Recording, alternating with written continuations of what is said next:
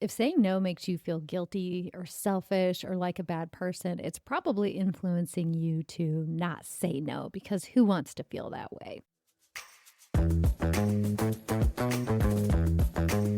You're listening to Overwhelmed Working Woman, the podcast that helps you be more calm and more productive by doing less. I'm your host, Michelle Gauthier, a former overwhelmed working woman and current life coach. On this show, we unpack the stress and pressure that today's working woman experiences. And in each episode, you'll get a strategy to bring more calm, ease, and relaxation to your life. Hi, friend. Today we're talking about one of the most complicated, emotionally loaded words in the English language, which is no.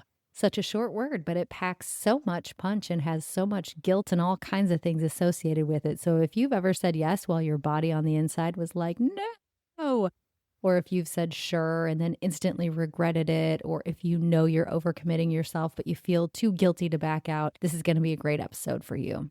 In this episode, you'll hear 3 types of no and when to use them. And I'm going to give you 9 real life phrases that you can borrow word for word. So you can save this episode and keep coming back to it to remember how to say no. And I'll also give you a mindset reframe that makes saying no way easier.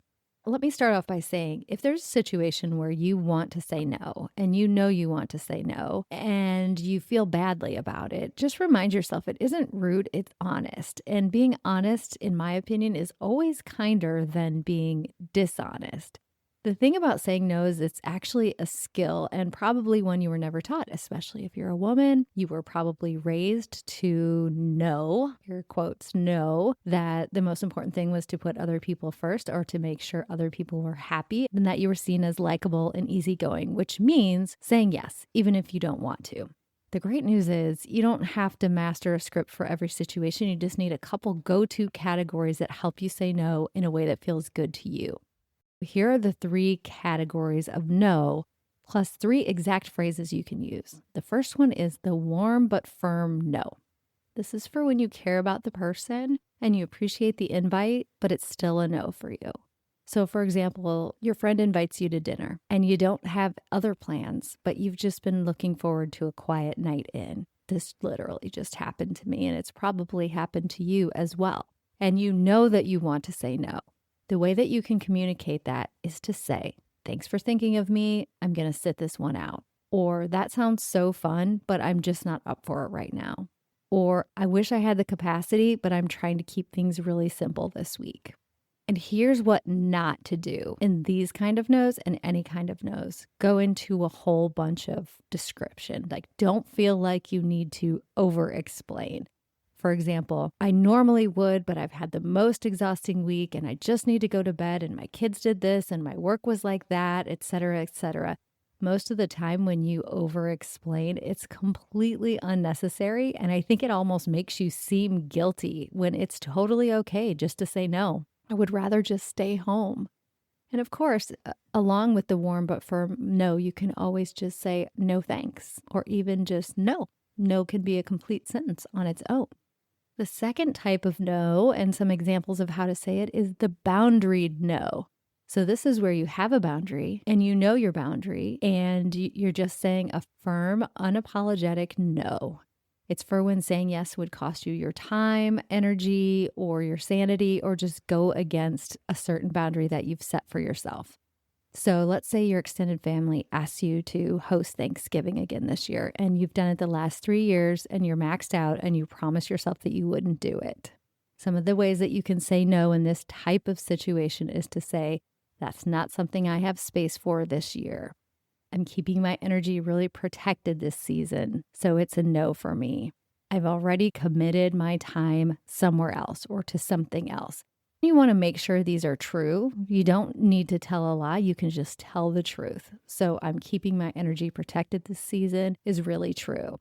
Another one I tell my clients to use all the time, and you're welcome to use this too, is to say, my life coach is teaching me or making me say no to things so that I can have more space in my life. So I have to say no. You can totally blame me as you want to, because if you're listening to this podcast, I'm sort of your life coach.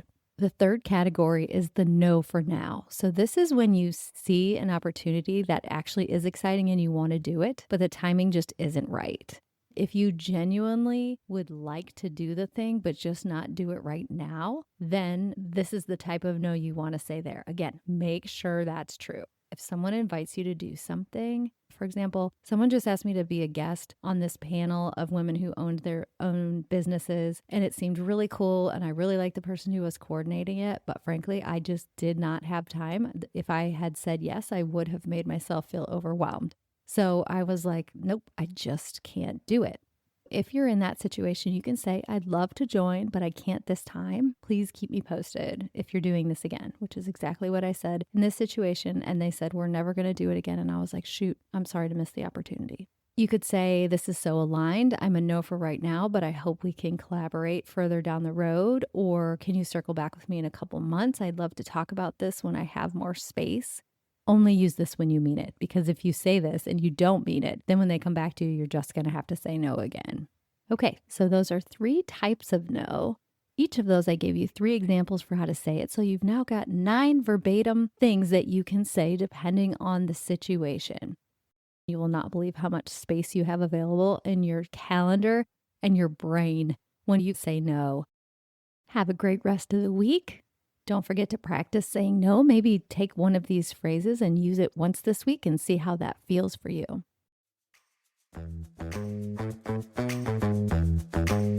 Thank you for listening to the Overwhelmed Working Woman podcast. If you want to learn more about my work, head over to my website at michellegothier.com. See you next week.